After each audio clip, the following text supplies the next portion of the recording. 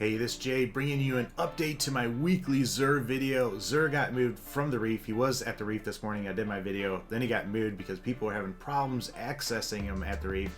And he's now at the tower on this right-hand side. So as we're heading back here, just want to remind you that I released my weekly Nightfall video that I did with my son. You can check that out. Also, too, I did a video where I pranked him and did something to him. Somebody even called it child abuse, so you can read some interesting comments in there. But check out that video as well. It's pretty funny. But here is Zur and what he has to offer.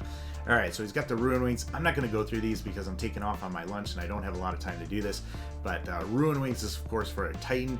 And basically you get heavy ammo drops more often, and it contains more in each drop. So this is fun if you're doing a raid or a Nightfall and you need that extra heavy ammo.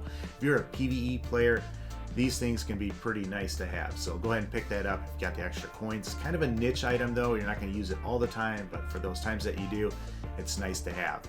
Speaking of niche items, this is a Celestial Nighthawk. If you're running your Gunslinger, is it a Gunslinger for a Hunter? I can't remember the name. But basically, your golden gun shot fires at 6 times the damage, but you only get 1 shot instead of the typical 3 shots. So this is nice if you're going against a boss or an ultra, and your golden gun doesn't do, the job. Having it do 6 times the damage, that comes in handy. Especially if you're doing a Nightfall and it's solar damage, you can really wreck a boss pretty darn fast. So in that respect, I'd go ahead and pick it up if you're a PvE player. So PvE players for the first 2. Then you've got the Impossible Machines. This is both for a PvE player or a PvP player. It's going to come in handy because it unlocks the Stormcaller subclass node Landfall for free. So you get Landfall for free if you use this. If you're in trouble, you can just pop your super and kind of get you out of a jam, both in PvE, PvP. So I'd go ahead and pick this up if you like the Stormcaller on your Warlock.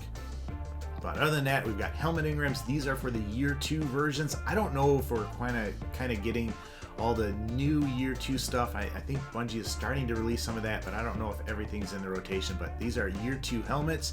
If you're going to buy this and you're going to buy the Celestial Nighthawk, make sure you buy the helmet engram first and then turn it in just in case you end up getting a Celestial Nighthawk. You're going to save some coinage in that respect. So year 2 versions. Then we've got year 1 versions, legacy engrams. These are, of course, for your weapons that you don't have. If you don't have a year 1 weapon, it's weighted to give you one of those first. So if you get a year 1 version, you can actually use it to buy a year 2 version with your legendary marks. So that'd be about the only reason that I'd end up buying this, because basically if you buy these, they're pretty much worthless at the 170 attack value, except for in Crucible, normal Crucible, you can still use it. But some things aren't included, like the Vex Mytho class and some other weapons. If you're trying to get some of those, you still can't get that with the year 1 legacy engrams. But otherwise, these are pretty steep price-wise and pretty useless unless I said what I said before. But Glass Needles, this lets you re-roll your discipline, strength, intellect rolls on your exotic pieces of armor. So it can come in handy if you want the Impossible Machines and you want more intellect. You could re-roll it using the Glass Needles. And we've got 3 of coins. Basically, you pop these when you're going against an Ultra or you're playing PvP Crucible. Every match, you just pop one of these and you get a chance at getting an exotic engram. And these do stack. Don't use more than one at once, but use one. If you don't get something, use one the next time and keep doing that until you get one. Basically, I see pretty much 1 exotic engram drops for every 6 that I use. If you use 4 on one character, then go to the other character and use 4, yeah, you might not see them, by using 8, but it's per character. It kind of stacks per character.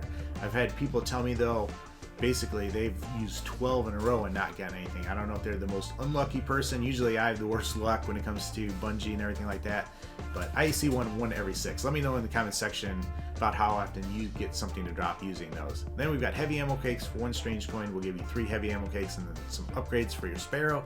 And then you can trade in 2 strange coins for 1 Mote of Light.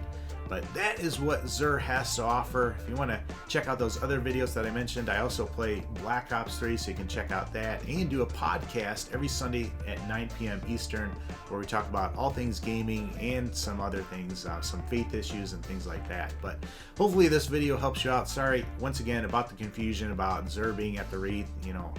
I'm not going to bash Bungie because I love this game. Some things I would just change, and I don't know why they do certain things that they do, but I want to keep my toxic free, so I'm not going to bash them or anything like that. But if you appreciate this, I would really appreciate if you give it a thumbs up, because this is going to be released a lot later than other people's videos, and I want it to be seen so people know where Xur is at. But that's where I'm going to end it. As always though, take care and God bless.